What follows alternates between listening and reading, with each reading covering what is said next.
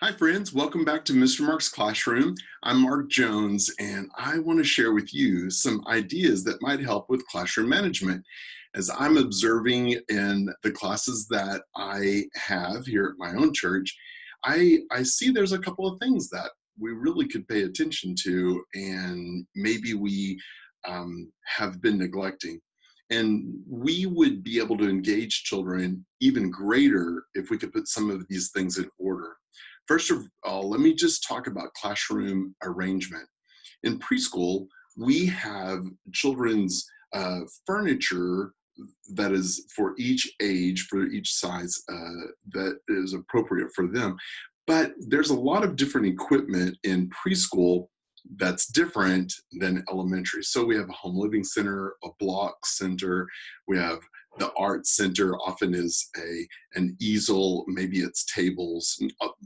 Most of the time it's near a sink, so we get access to be able to clean up.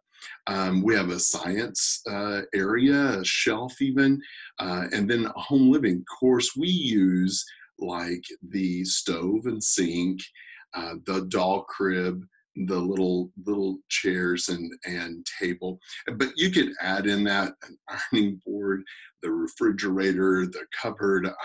There's most anything. The doll crib, you know, we have that, and the vinyl dolls. All of those type of things are used for role play or home living, is what we call it. So it doesn't have to be that in churches. It most of the time it goes to that because in the children's life experience, that's what they've learned is at home. They see mom and dad and what they do. And so we are able to actually see the kids role play and even be the voices of the parents or of the baby as they're doing that role play. And that's really pretty cool when you see children's drama that's kind of going on. That's fun. Elementary kids love drama too. It's just expressed a little differently. And so whenever we see our preschoolers having those type of times, we might see some children who won't engage in that. Please know it doesn't always have to be a stove and a sink. You can cover that, and it can be the eye doctor. It can be the fruit stand. Oh, by the way, I just saw a great picture. I posted it on my Instagram.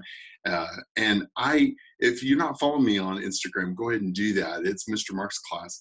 And I took a picture of it. They had made pumpkins, and it was just a bag that they kind of wadded up. They stuffed it, and then they twisted it to make the stem, and they painted the outside orange to be the pumpkin. They painted the stem brown and green, but they just tied it off, and you could tie a leaf on there if you want. But they put it on the floor in a row, 3 in a row, and they wound up some green bulletin board paper to be like stems and to be between the rows. And so then they had a cash register and some other fruit things, but you could go and pick a pumpkin and buy it at their fruit stand. It was really cute. But she took apart, the teacher just took those pieces apart from the kitchen, and like she moved the stove over, she put some paper over it. It was just the counter now to be able to walk up and buy the fruit or the pumpkin that they had. And so you can arrange those pieces and make it whatever you want. One of my favorite things that I ever did with that was we had a wagon in there one day, and we were talking about Sarah and Abraham were moving to the land that God was giving them. And we said, okay, it's moving day. We got to pack all this stuff up. And so we were packing it up. We had bubble wrap and tissue paper and boxes. And we were packing up every little bit of the stuff in the dishes and everything, you know, and we put them all in the wagon. We walked around the room and came back and said, oh, we're here. This is our new house. Let's all move in. And so we started unloading the wagon, taking everything out, putting it all up. And we must have moved that stuff around the rooms, I don't know, 4 or 5 times that morning, just because we had so much fun moving. And anyway, it's just role play. And if you can facilitate that, you will, and engage in it yourself, you'll see all the other preschoolers that want to be a part of it as well. So that's a lot of fun. Now, your room arrangement with preschool is that you're going to have tables and shelves that will peninsula out from the wall, even in the center of the room, rugs and sitting areas, because these children are early childhood learning and they're learning in centers. So they're learning through play, and everything that we do in those centers always will point back to the Bible truth that we're teaching that day. So it's always going to be a segue to talk about the Bible story. And we really talk about the Bible story over and over and over all morning long when we're teaching them. We just reinforce it again and again, tell the story again, tell it again. And those connections will be made with the Bible truth, those foundational stories. So it's all done through play, and we have to set the room up in such a way it's in centers. Or if it's all flat and against the wall, they'll just run. It'll just be a skating rink or running with the bulls. So be sure that you have the room arranged correctly for early childhood. Now, when you get to the elementary, it's not so much. Matter of fact, we don't have all of that equipment. Our supplies is usually just consumable supplies that we would use. Maybe there's games like Bible skill games that every room is equipped with, but everything we have pretty much is flat and against the wall. If it's just shelves or Bibles, storage like that, no problem.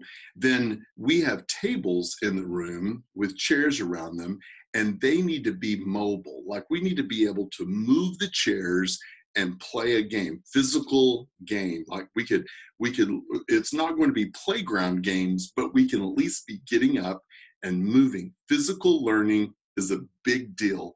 And you got growing kids, you have boys with muscles that need to be stretched, girls that need to be stretched, and you need to have physical movement in your class. So if it is hopping, if it's having to just bend over or squat or stretch, whatever it may be, as long as it engages gross motor skills or large muscle groups, then you're going to engage the learning in what they're doing. Maybe it's putting something in order. Maybe it's not. I don't know. But I know often when I'm teaching kids, we are putting stuff together on the ground. We're standing up at the tables trying to get stuff put together or created so that we can learn what it is the verse says, or how, whatever it is we're learning. You just need to engage them that way. And what I say is your room should have like 3 tables. And of course, it depends on how many children you have. And as the children come in, they know which table they're supposed to be at, and they can begin learning right away. They can start the work as soon as they get there.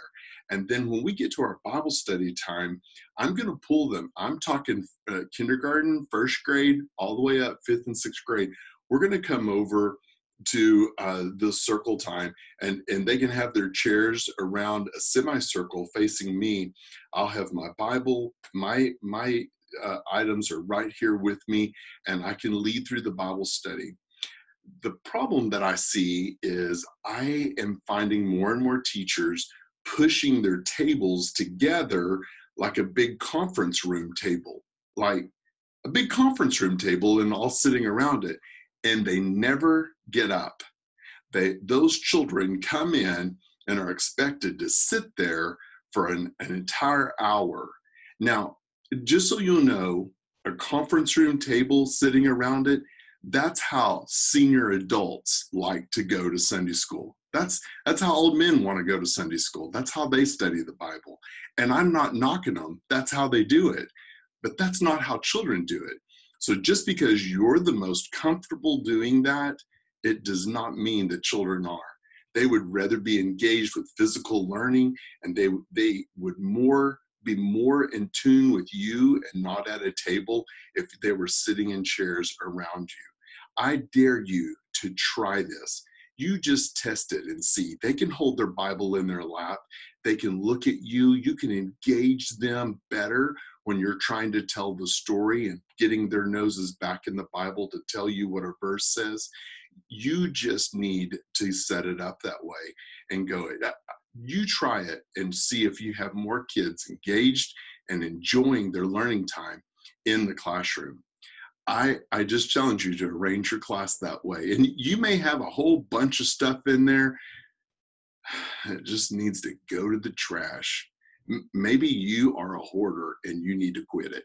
Like, I don't know. There is some teachers who just collect, collect, collect, and your classroom cannot take all of that. You're eating up your square footage with everything you're dragging in there. See if you can clean it out. Make it feel fresh and clean, and then arrange your room that it will give you the best for what you're doing. And you watch, you'll be able to guide behavior much easier because you've got a game plan and a room that's arranged to do it. I hope you'll give it a try. Please let me know. I'd love to hear a comment from you and what you think. Maybe you think your kids are senior adults. I don't know. You're wrong, but you might feel that way. Let me know. You can leave me a comment. You can see this at my channel at YouTube, also on iTunes. Leave us a rating, and it helps us stay in front of people who are looking for this type of thing and getting the training and the encouragement that they need. Listen, your life and ministry is a gift, and I want you to go and make it count.